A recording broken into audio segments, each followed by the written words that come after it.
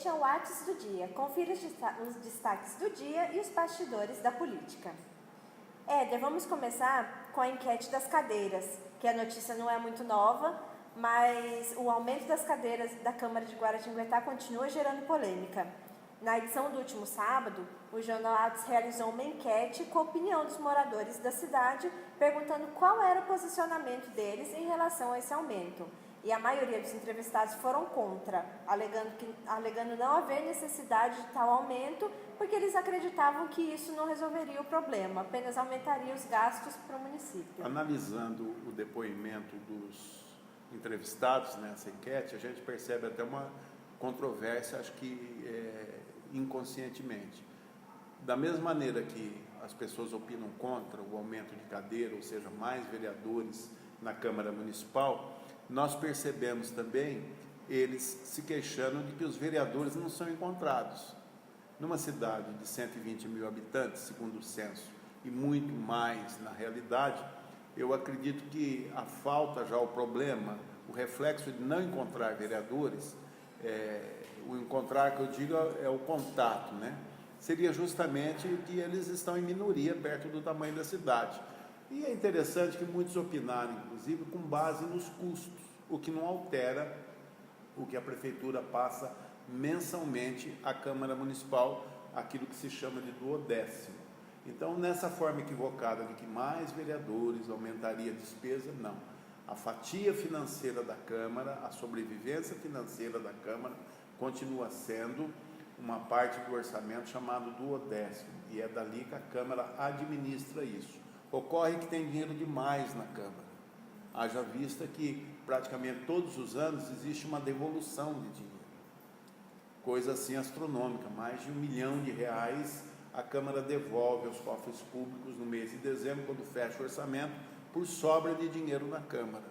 Então não seria, de repente, passar de 11 para 15, até 17, até 19, até 21 vereadores, que alteraria o custo da Câmara Municipal. Continuar, é claro que demanda mais gabinetes, mais papéis, mais assessores, mais volumes de carro, mas em contrapartida ganha a cidade por representatividade, e é onde praticamente vai ser mais possível encontrar os vereadores para o contato pessoal. E olha que nós temos vereadores que não saem da rua, estão em contato com o povo, mas assim mesmo os entrevistados na enquete acham que eles estão escassos na cidade. Sim, exatamente. E uma das queixas era que dos entrevistados achava que os vereadores deveriam sair mais para a rua.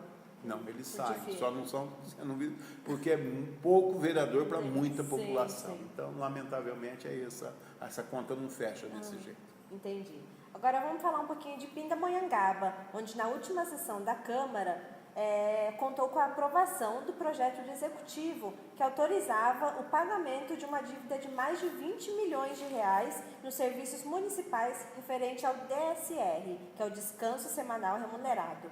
O assunto repercutiu pelas rodas políticas no mercado municipal, já que o impasse se arrastava por mais de 15 anos. Você acha que o que chamou a atenção foi a bancada da oposição que tentou pegar carona no projeto, Éder? Não, isso aí não. Na verdade, se fosse depender da oposição, esse projeto não teria nem sido votado e aprovado.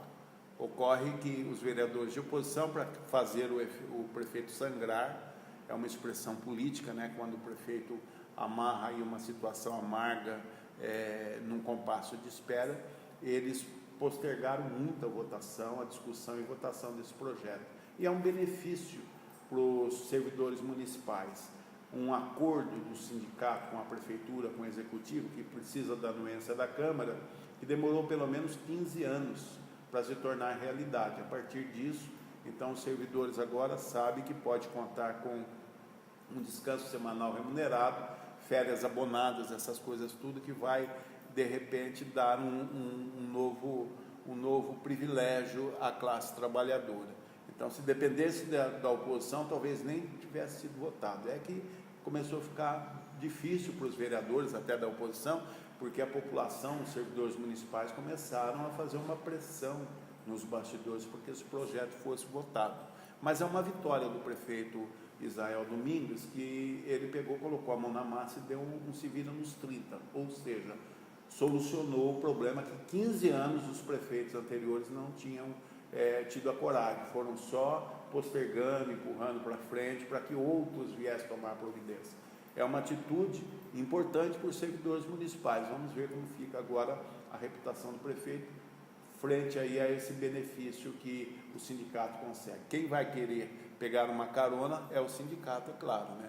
Acredito que não somente os vereadores da oposição, que agora ficaram todos bonzinhos, depois que foi aprovado, mas o sindicato com certeza vai correr para o aplauso da torcida. Exatamente. Agora vamos voltar para Guaratinguetá, onde a prefeitura realizou o processo licitatório do transporte coletivo do município. E a única empresa que demonstrou interesse foi a empresa São José, que já é a atual companhia operante, juntamente com a empresa Oceano.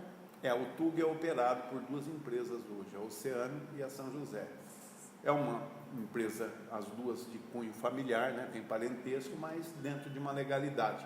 E operam há muitos anos com contrato emergencial, sem poder fazer investimento, porque é um contrato precário, já vencido na base da prorrogação.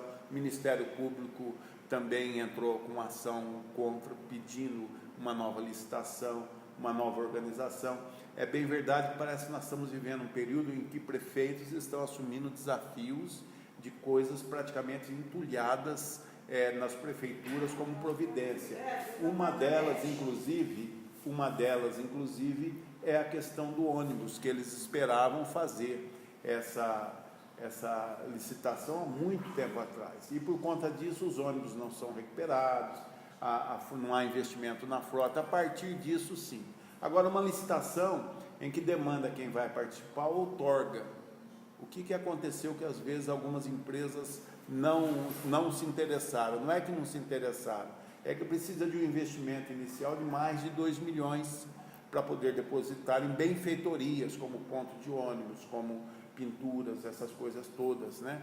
E a São José, que está lá, praticamente criticada pela população, mas é a que está servindo a situação, toda a questão do transporte público municipal, né, o transporte urbano, e agora então, com um novo contrato, a partir de uma legalidade, existe uma linha de investimento que vai melhorar a qualidade do transporte oferecido à população de Guaratinguetá. Mas é o final de mais uma novela que o autor não conseguia terminar, né? Marcos Oliva, completando esse ranking de prefeitos que estão colocando a mão na massa, como o próprio Israel de Pinda que falamos, o prefeito de Cruzeiro, Thales Gabriel, que conseguiu, inclusive, administrar contas públicas que orçavam para mais de 120 bilhões de reais a prefeitura devia. Aliás, 222 milhões era a dívida municipal com INSS, Fundo de Garantia.